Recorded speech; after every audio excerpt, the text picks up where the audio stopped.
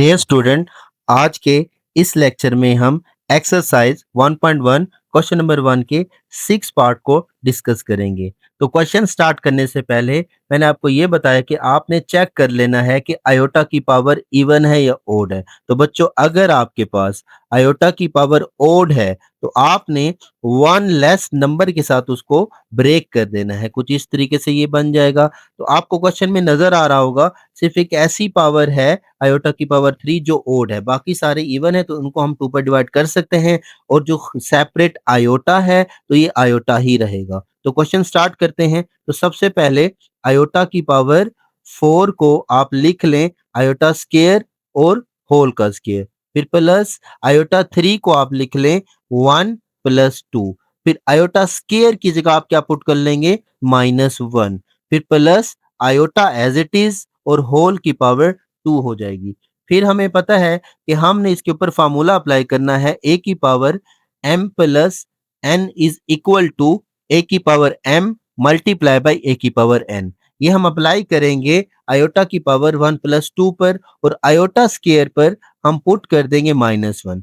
तो iota square की जगह -1 और ये होल की पावर 2 एज इट इज। फिर प्लस आयोटा 1 प्लस 2 का मतलब iota multiply by iota square. फिर प्लस माइनस माइनस 1 हो जाएगा, और फिर plus iota as it is और होल की पावर 2 हो जाएगा।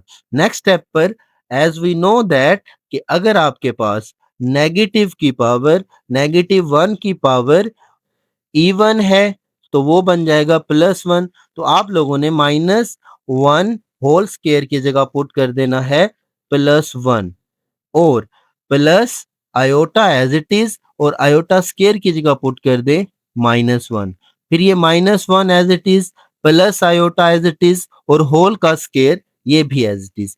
नेक्स्ट स्टेप पर आपने क्या करना है कि -1 और आयोटा को मल्टीप्लाई कर देना है। तो plus minus minus iota 1 the iota, फिर -1 as it is +1 as it is.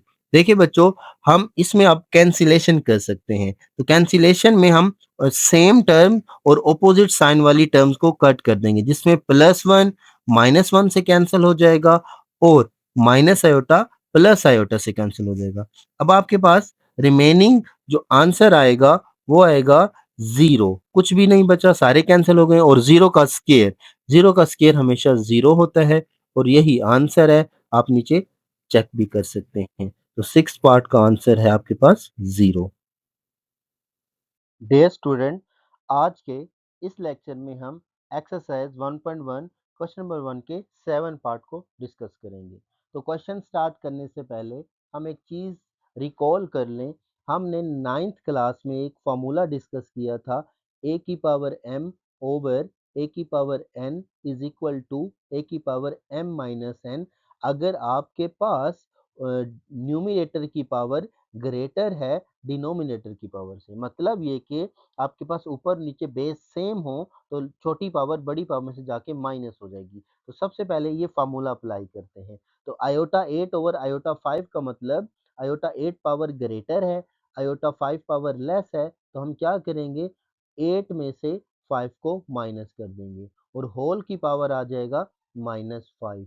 Now iota 8 minus 5 का मतलब 8 माइनस 5 3 होता है और -5। फिर आप लोगों ने एक फार्मूला पढ़ा होगा, बेस पावर ए की पावर m और होल की पावर n। बेस पावर और होल पावर आपस में क्या हो जाएंगी, मल्टीप्लाई हो जाएंगी। ये दोनों पावर्स आपस में मल्टीप्लाई हो जाएंगी। तो अगर आप 3 को -5 से मल्टीप्लाई करेंगे तो आपके पास आंसर आएगा -15।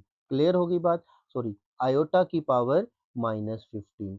अच्छा, फिर हमने ये पढ़ा था कि आयोटा की पावर नेगेटिव भी नहीं होनी चाहिए। तो अगर आयोटा की पावर नेगेटिव है फिर हम ये फार्मूला अप्लाई करेंगे इसकी पावर को पॉजिटिव करने के लिए। तो हम क्या करेंगे, 1 ओवर आयोटा की पावर 15 कर लेंगे।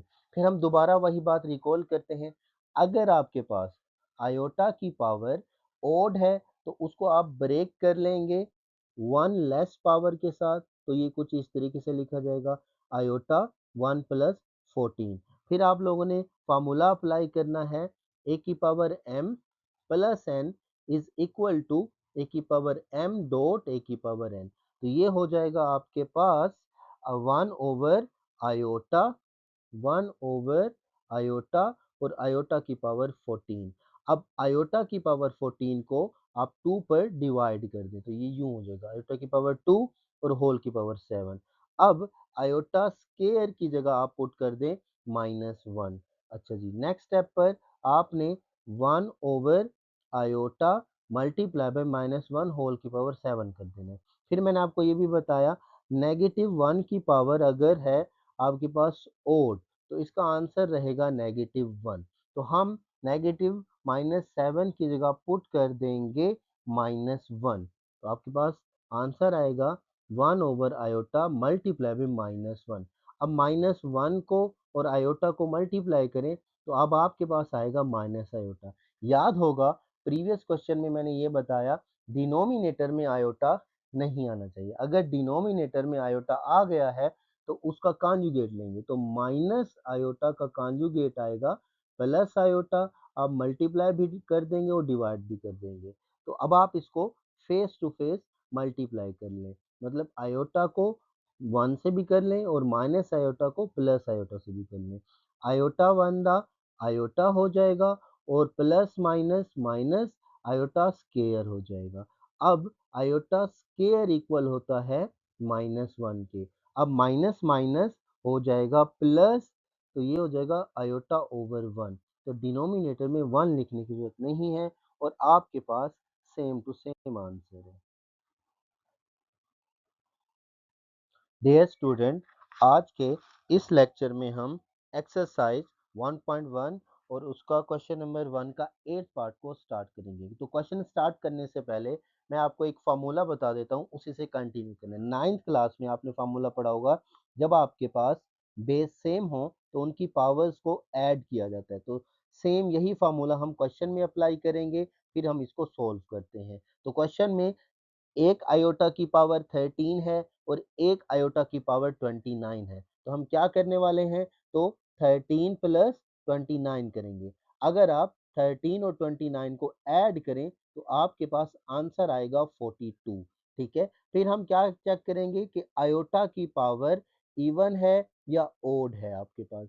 यहाँ पर बच्चों आयोटा की पावर इवन है तो इसी को कंटिन्यू करते हैं। आयोटा की पावर इवन होने की वजह से इसको 2 पर डिवाइड करें तो ये जब आप 42 को 2 पर डिवाइड करेंगे तो आंसर आएगा 21। फिर हमें पता है कि आयोटा स्केयर बनाना बहुत ज़रूरी है। जब आपके पास आयोटा स्केयर आ जाए तो उसकी जगह आपने पुट कर देना है -1। तो जहाँ पर भी आप आयोटा स्केयर है वहाँ पर पुट कर दें आप -1 को। तो -1 होल की पावर 21। फिर हमें ये भी पता है, मैंने आपको ये भी बताया कि जब आपके पास -1 की पावर ओड हो तो हम उसको -1 ही लिखेंगे। तो यहाँ पर -1 की पावर ओड है तो बच्चों इसका आंसर आपके पास -1 रहेगा और आप इसको कैलकुलेटर पर भी चेक कर सकते हैं तो आंसर -1 रहेगा, क्योंकि 1 की पावर जितनी भी हो वो 1 ही रहती है। तो आप इसको चेक भी कर लें, आपका आंसर एग्जैक्ट -1 है।